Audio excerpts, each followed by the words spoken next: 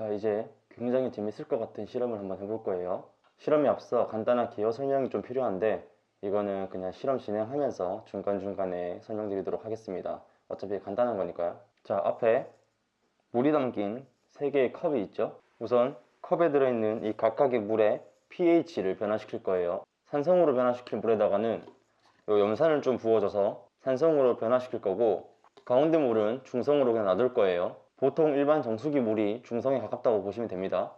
그리고 알칼리성으로 변화시킬 물, 이거에는 요거 미네랄 라파라고 미네랄 농축액인데 요거를 부어서 알칼리성으로 만들 거예요.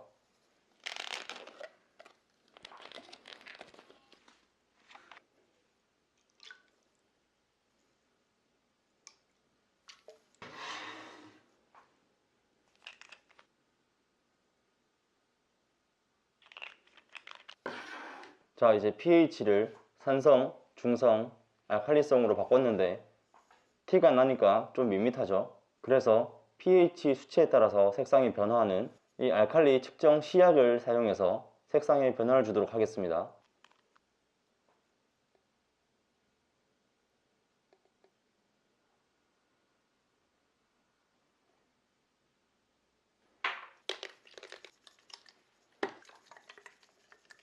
보시면 중성이면 녹색인 것을 기준으로 이렇게 색상이 변화합니다. 산성은 빨간색에 가깝게, 중성은 녹색, 알칼리성은 거의 보라색이죠.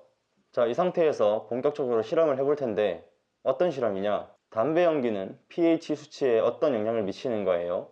참고로 우리 몸속 혈액의 pH는 7.365에서 7.4로 약 알칼리성을 띱니다. 여기서 0.2 정도만 낮거나 높아도 죽을 수 있을 정도의 굉장히 엄격한 기준이에요. 자, 그런데 식품에도 pH가 있습니다. 산성 식품이냐 알칼리성 식품이냐 그건데, 요즘 알칼리성 식단이 뜨고 있죠. 제가 그걸 나타내는 표를 보다 보니까 재밌는 게 하나 있더라고요. 토바코 스모크, 담배 연기예요. 생각해보면 담배 연기도 일종의 기호식품이죠. 이 담배 연기가 pH 3 정도의 강산성 식품이래요. 자, 그럼 생각해볼 수 있죠. pH 7.4 정도의 약알칼리성인 우리 혈액이 pH 3 정도의 강산성 식품인 담배 연기와 만나면 어떻게 될까? 한번 해보면 되겠죠? 정확한 건 아니지만 혈액이 약알칼리성이라니까 산성 치우고요, 중성도 치우겠습니다. 이 알칼리성으로 실험을 진행해 볼게요. 담배 연기를 집어넣어야 되니까 담배에 불을 붙여야겠죠. 담배 연기 집어넣고 있습니다. 이 정도면 됐겠죠. 자, 그럼 이게 이제 잘 섞이게 흔들어 주도록 하겠습니다.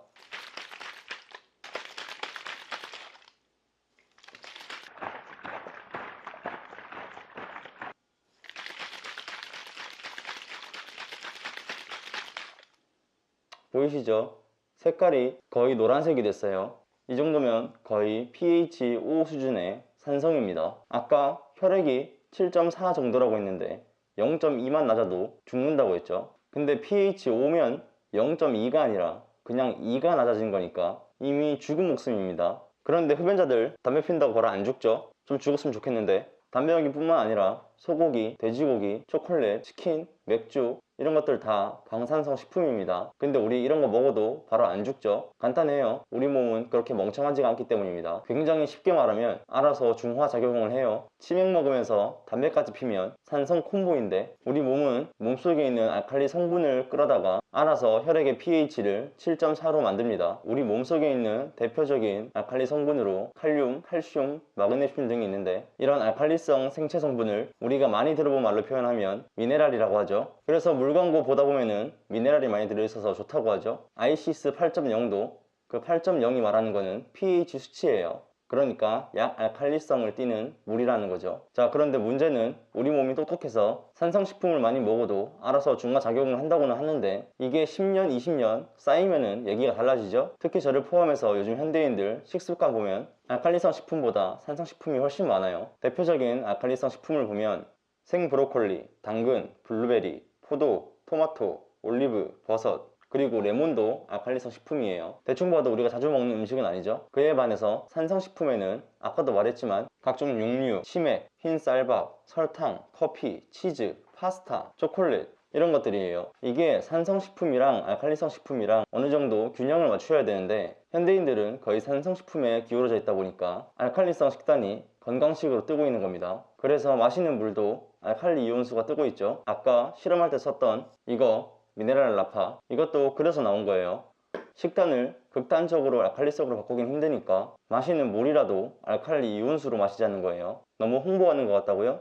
맞습니다. 홍보하는 거. 어차피 맛있는 산성식품 끊기도 힘들고 채소나 과일류 많이 못 챙겨 먹을 거면 물이라도 알칼리 이온수로 마시는 게 좋죠. 앞으로 이 알칼리 이온수를 활용한 재밌는 비교 실험 영상들을 올릴 예정이니까 관심 있으신 분들은 구독, 관심 없으신 분들은 좋아요 부탁드리겠습니다.